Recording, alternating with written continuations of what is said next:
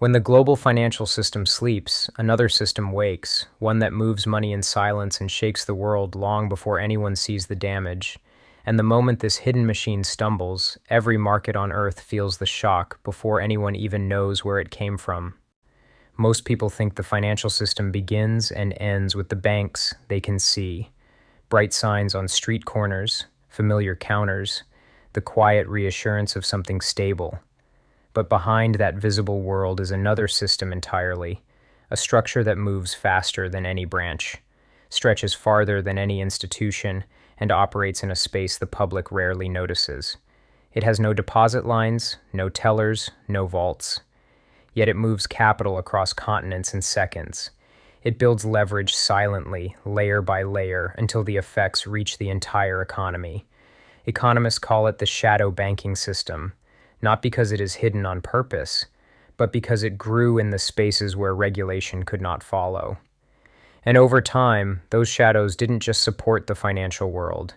They became the engine driving it forward. To understand how this invisible machine emerged, we must return to a moment of transformation in global finance. Not a single event, but a shift in philosophy. A belief that risk could be dispersed, credit could be expanded endlessly, and markets could be engineered to run smoother, faster, stronger. In the 1980s, new financial innovations began reshaping how credit was created. Banks realized they didn't need to hold loans for decades. Instead, they could package them, slice them, and sell them. A mortgage wasn't just a promise to pay, it became a tradable asset.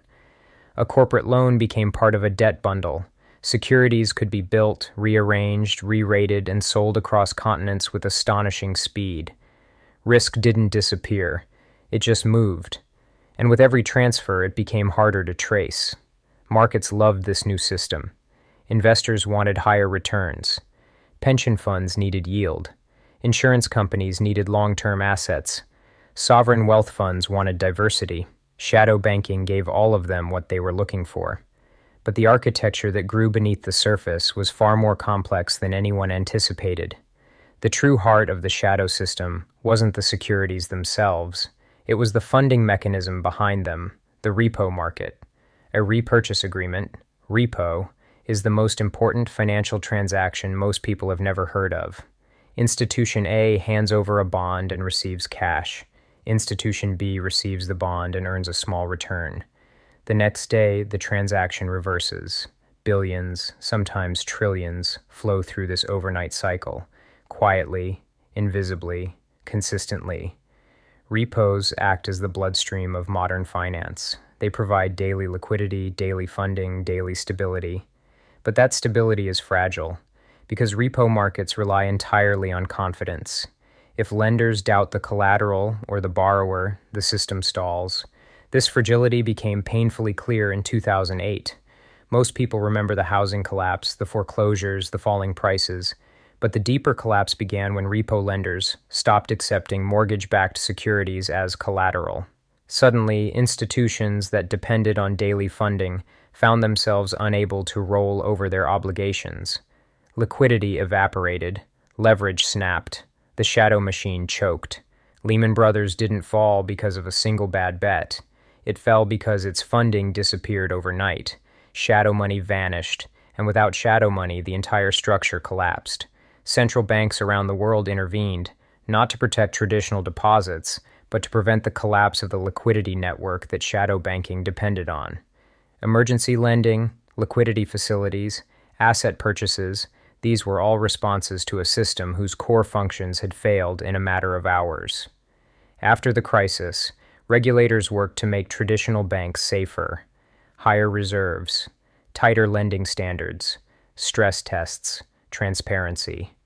And these reforms did strengthen the banking system. But risk, true to its nature, did not disappear. It simply migrated deeper into the shadows. Private credit funds surged. Hedge funds expanded their leverage.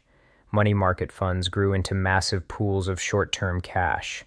Investment vehicles emerged with new names and even more complex structures. Shadow banking didn't shrink. It grew larger, faster, and more essential than before. Today, in many economies, the shadow system is larger than the official banking system, yet it remains one of the least understood pillars of global finance. It is not a single institution or a single market or a single technology. It is a network, layered, interconnected, adaptive. It includes money market funds that behave like banks without being banks. It includes repo lenders who act like central banks without being central banks. It includes structured finance vehicles that create assets faster than regulators can track them. It includes private credit funds that now provide loans once handled by traditional banks. None of these entities are inherently dangerous. They exist because the economy demands them. Corporations seek faster, quieter financing. Governments rely on investors to absorb debt. Consumers indirectly depend on the liquidity shadow markets create. Global trade relies on credit lines that move through channels the public never sees. The shadow system fills gaps, solves problems, and keeps money moving where traditional banking would slow to a crawl, but its strengths create its weaknesses. Traditional banks hold capital buffers. Shadow banks do not. Traditional banks face strict disclosure rules. Shadow entities reveal far less. Traditional banks are monitored, tested, and stress modeled. Shadow players operate without unified oversight. When everything is functioning smoothly, the system appears flawless. But when pressure builds, cracks appear quickly.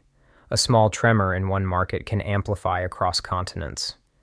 We saw glimpses of this in 2019, when repo rates spiked unexpectedly, freezing parts of the funding market. The Federal Reserve intervened within hours, not because banks were failing, but because shadow funding was stalling.